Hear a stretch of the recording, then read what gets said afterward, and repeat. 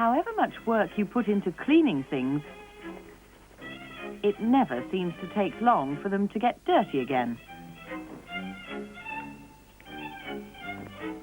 And keeping things clean can be hard if your left hand doesn't know what your right foot's doing. Why is it important to get rid of dirt? What harm can dirt do if you don't keep it under control?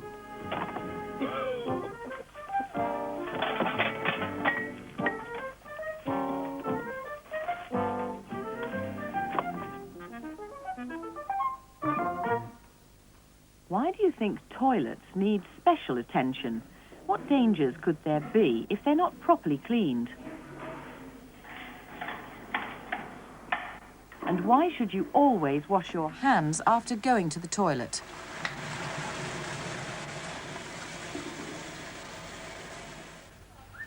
What extra cleaning problems might pets give you?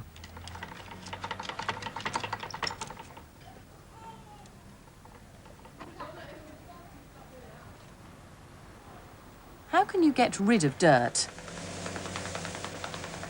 The simplest way is called abrasion. The brushes scrape the dirt off the pavement and into a collecting box. You can use abrasion to scrape the dirt off an elephant. And once the dirt is loose, this mahout uses water to wash it away. When do you use a mixture of water and abrasion?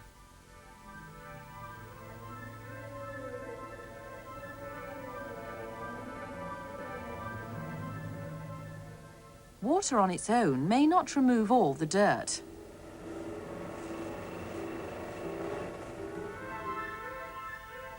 Cats have rough tongues. How does that help them to get clean?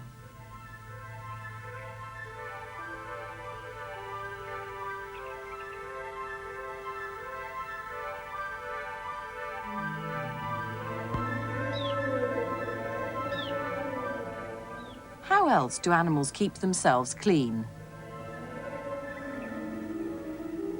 What about baboons?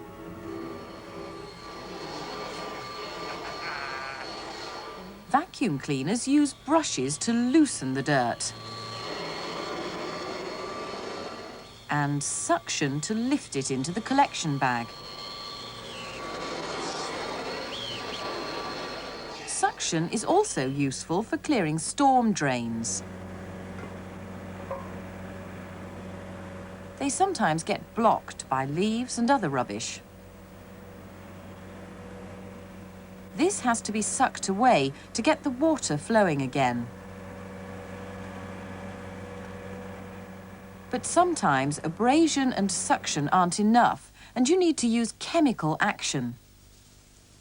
If your kettle gets all furred up, the best way to get it clean is to use a chemical called a descaler.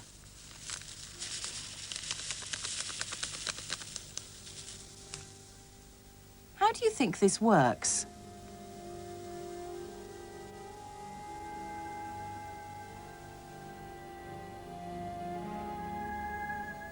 And what other things do you clean with chemicals?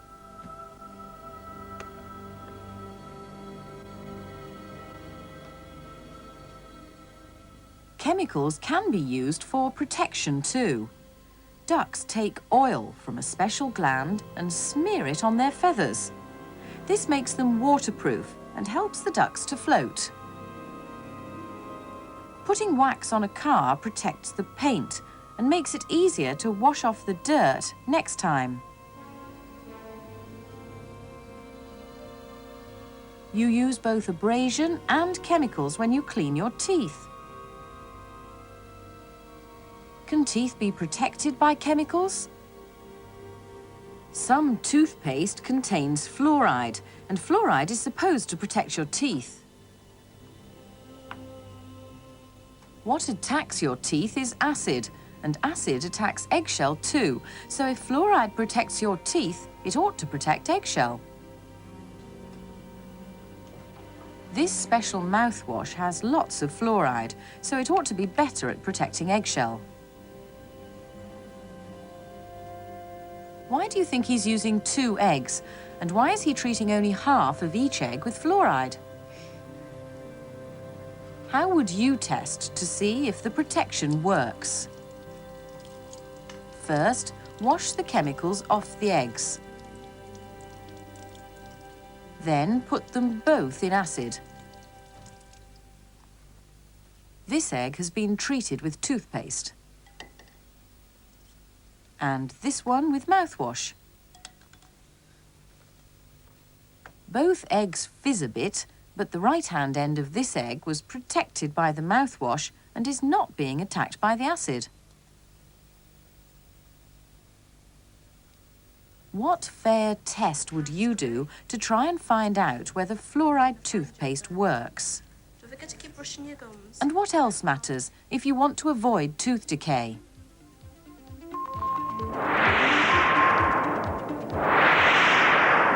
When you're trying to get things clean, you have to decide what sort of cleaner to use.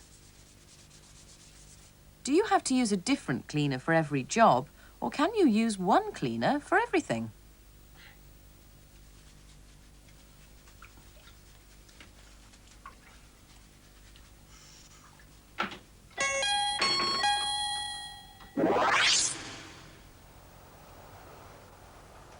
There are an awful lot of cleaners in the shops. How do you decide which ones to buy? And how would you sort them out to find out how they work?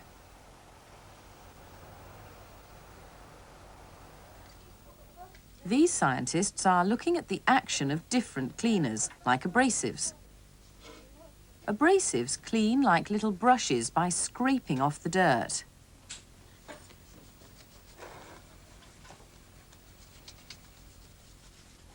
How would you decide which ones work best? And how would you make sure they didn't scratch the surfaces they were meant to be cleaning?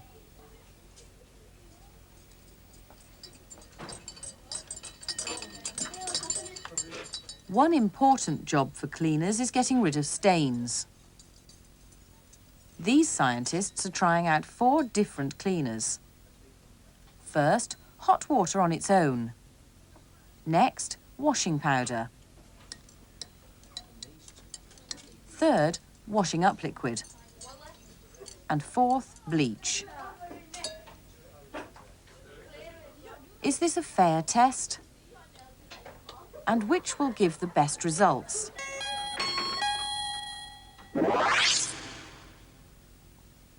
Bleach has removed everything except the paint. But washing up liquid isn't much use. Can you always use bleach on stained clothes? Or would it be safer to use washing powder, which is quite good at getting rid of stains? Hot water alone is no use, so how do these other cleaners work?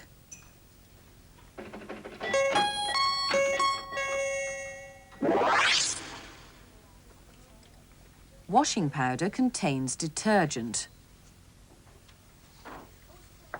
Shake a cleaner up with water, and if the cleaner contains detergent, then what you'll get is froth. To test for bleach in a cleaner, use cobalt chloride paper. Bleach turns cobalt chloride paper black.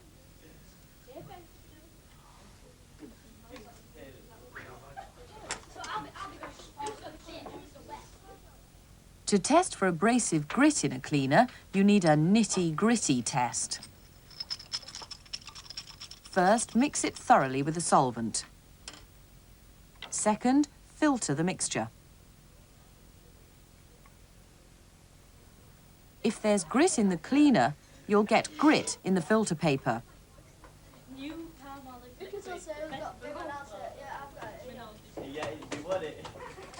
What else might you find in cleaners?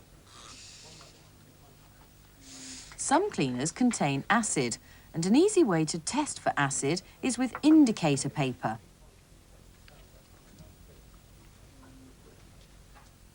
Many cleaners have warnings on the back. What useful information could you get from these warning labels? Flash liquid. When you know what's in all the cleaners, Windowing. then you can sort them out into groups. Hand cleaner. How would you do it? How would you decide what groups to make? And which cleaners would you put in each group? A window in plus.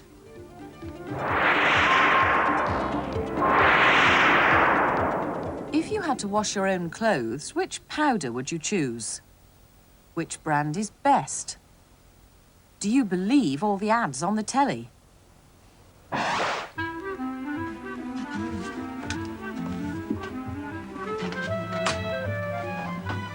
I know your problem. It's wash day and you're confused by wash day doubt. You don't know which way to turn to get your wash clean, the way you want it. Really confident clean. But now there's Super Clean, the powder for the 21st century. At only twice the price of ordinary washing powders, Super Clean is our gift to the special few who know what clean means. Super Clean is the total laundry support system in a box. Woolens, synthetics, colors, whites, hot water, cold water, hard or soft. No matter what your problem, Super Clean's your answer. Plus, total fabric saturation, a revolutionary concept in wash day care. You'll know what clean really means when you wash with Super Clean.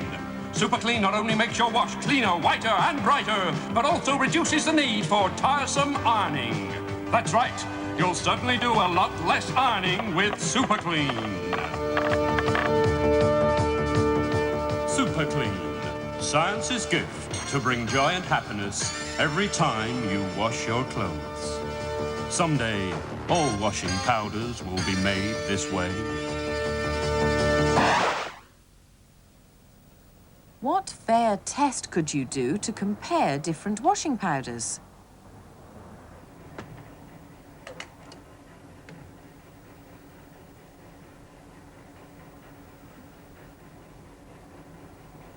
These scientists are using special test strips with identical stains on them.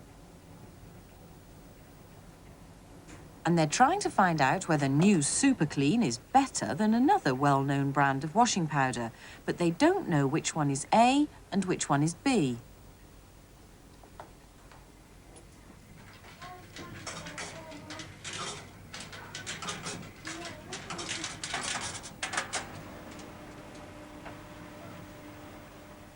Do you think there'll be any difference? Do you care?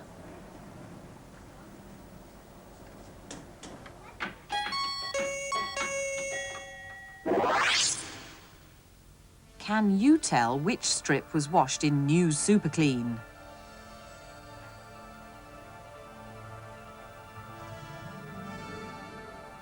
When scientists want to study cleaning, they go to great lengths to make their tests fair. This is international standard dirt.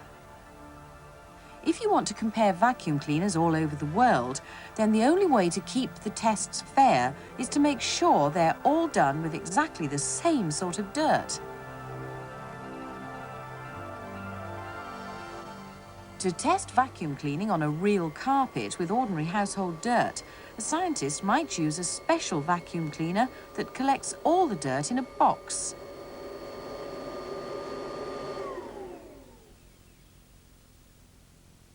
Suppose you wanted to compare ordinary vacuum cleaners. How would you set up a fair test to find out which was best?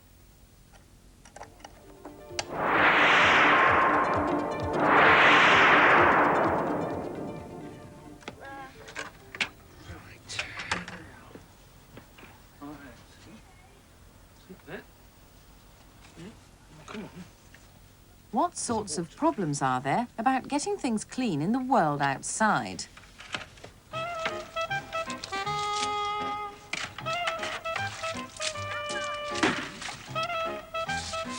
What sort of dirt might you have to deal with? What types of cleaners can you use to lift it? And once the dirt has been lifted, how can you get rid of it?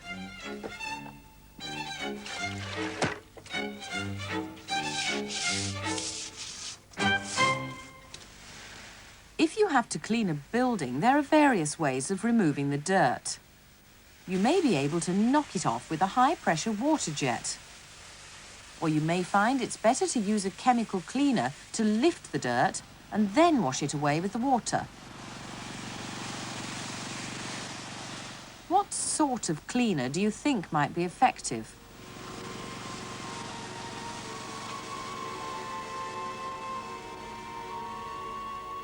Ships sometimes spill oil into the sea. This can make a terrible mess of the coastline. How would you try and clean it up before it gets to the shore? How do you think straw might help?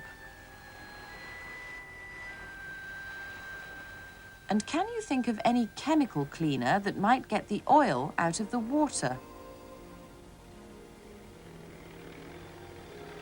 If it settles on the beach in thick, sticky chunks, then clearing it up is a mechanical problem.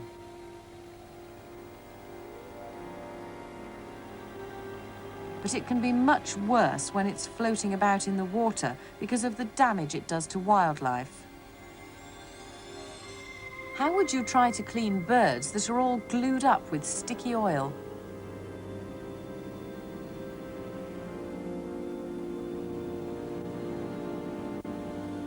If you wash them with detergent, you may wash off all their own oil as well, and then they'll sink when they get back in the water.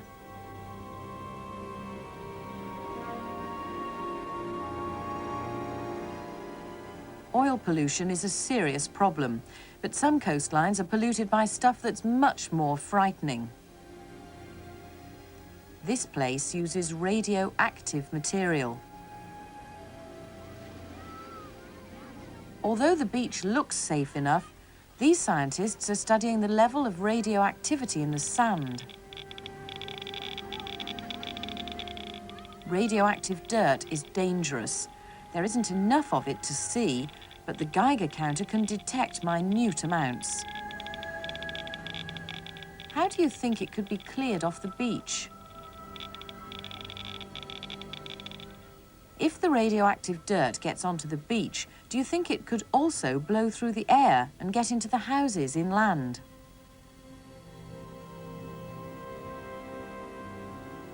This scientist is collecting the vacuum cleaner bag to check. Can you think why? Suppose there was radioactive dust in the house. How would you try to get rid of it?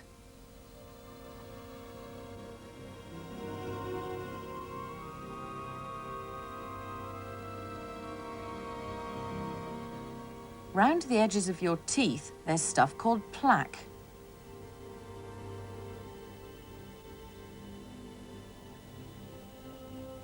It looks like dirty bits of old food, but in fact this stuff is alive. Plaque is a kind of microbeast. Look under the microscope and you can see the microbeasts wiggling about. Plaque feeds on sugar and makes acid. It's the acid that rots your teeth. You can't get rid of plaque, but what you can do is cut down the sugar it feeds on. So, why is it important to brush your teeth? How could you find out what's the most effective method of brushing? And what shouldn't you eat if you want to avoid tooth decay?